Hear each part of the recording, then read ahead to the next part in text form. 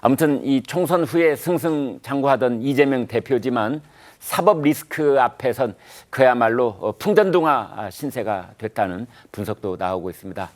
검찰이 대북 송금 사건 관련해서 이재명 대표를 제3자 뇌물 혐의로 불구속 기소하면서 윤석열 정부 들어와서 벌써 5번째 공소장을 받게 됐습니다. 5번째 공소장 받아든 이재명 대표의 첫 반응은 어땠을까요? 직접 확인해 보시죠. 네, 대표님, 검찰이 좀 전에 제3자 뇌물 혐의 등으로 기소를 했는데 이에 대한 입장 있으십니까? 기소를 했다고 해요? 네. 전에도 말씀드렸는데 검찰의 이 창작 수준이 갈수록 떨어지고 있습니다.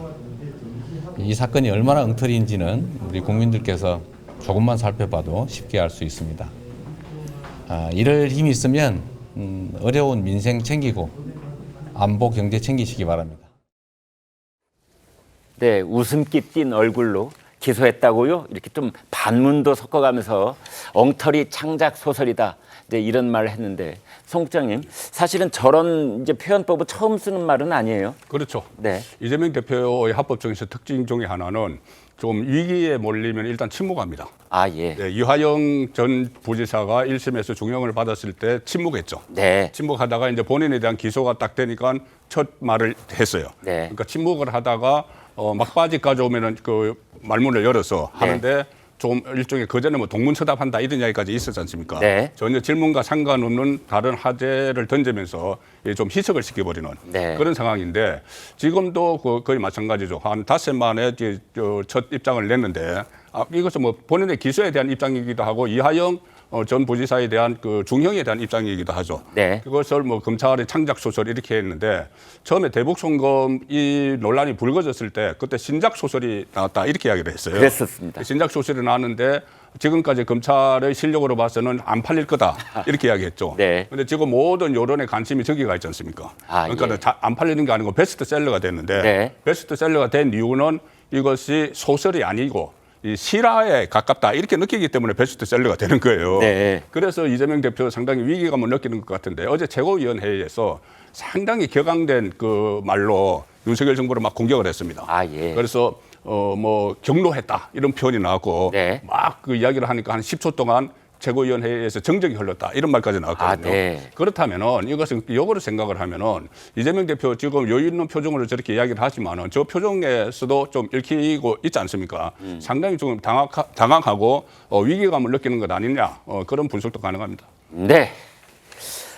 이화영 전 부지사를 이제 선고를 한 재판부가 신빙성을 인정한 김성태 전 쌍방울 회장과의 이 통화 이것에 관련해서도 이재명 대표는 말 같지 않다 뭐 이런 반응을 보였습니다.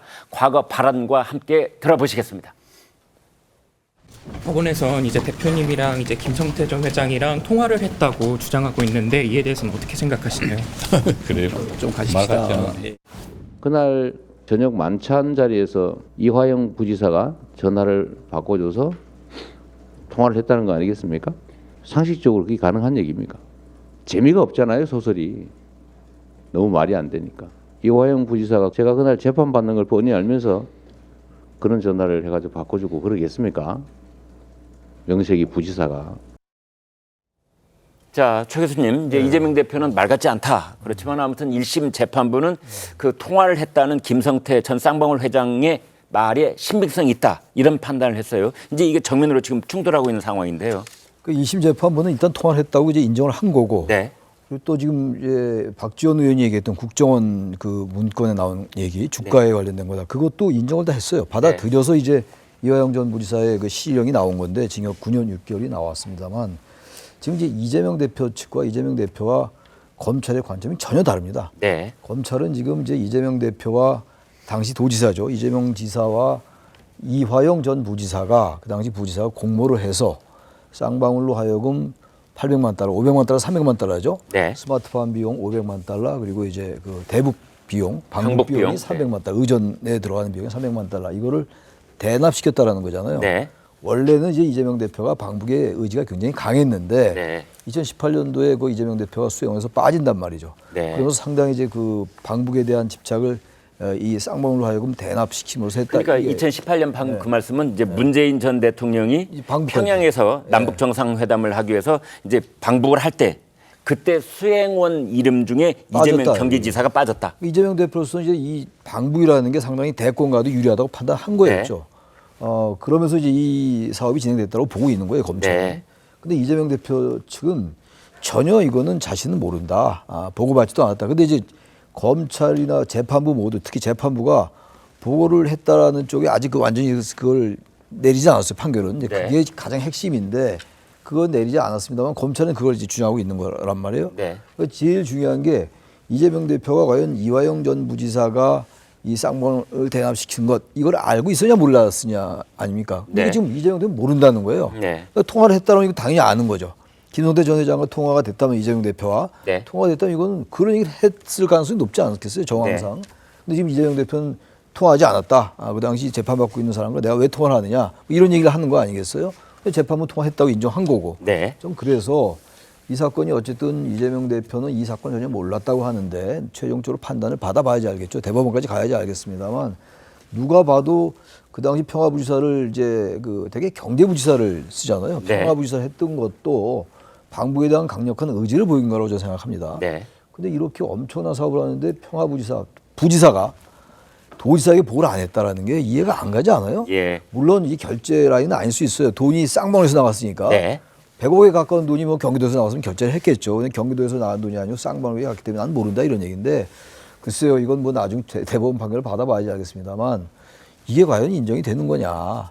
상식적으로 말이죠. 보편적으로 부지사가 뭐가 아쉬워서 도지사한테 보고를 안 하겠어요. 엄청난 돈을 쌍방울과 여러 일을 했는데 네. 저는 이거는 이재명 지사 저렇게 주장을 하는 건 본인의 주장인데 말이죠. 제가 뭐 단정할 수는 없겠습니다만 여러 정황이나 증거가 꽤 많잖아요. 지금 통화한 것도 그렇고 만난 사진도 있고 그런데 이걸 과연 이재명 지사가 전혀 모르고 이화영 부지사가 당시 부지사가 쌍방울과 같이 공모해서 말이죠. 네. 북한에 그 많은 비용을 대납했을까? 그건 상당히 의구심이 들죠. 합리적 의구심입니다. 그러니까. 네. 아무튼 어떻게 보면 명확하게 보이는 이 일에 대해서 지금 아무튼 양측의 주장이 맞서 있는 형국 속에 이제 기소가 된 셈입니다. 말씀 중에 2018년 남북 정상회담 평양에서 열렸을 당시에 이제 문재인 전 대통령이 평양으로 올라가는데 그때 많은 지자체 단체장들이 같이 가고 싶어 했어요. 그런데 최종적으로 청와대가 선택한 사람은 서울시장과 강원지사였습니다. 그래서 휴전선과 접경 지역을 품고 있는 큰 지자체 경기도가 빠져버린 겁니다. 이재명 지사는 가고 싶어 했는데 그래서 그때 많은 분석들이 문재인 전 대통령이 이재명 지사에 대한 악감정이 남아 있었다. 그러니까 대선 때 부딪혔던 그 뒤끝을 목리를 부리는 바람에 이제 이재명 경기지사가 방북 수행원 명단에서 빠졌다. 그래서 그 뒤로 이재명 경기지사가 자신의 힘으로 이화영과 손잡고 반드시 내가 북한을 가고야 말겠다. 이런 의지를 표명한 것이 아니냐. 이런 얘기가 무성하던 그런 스토리가 있습니다.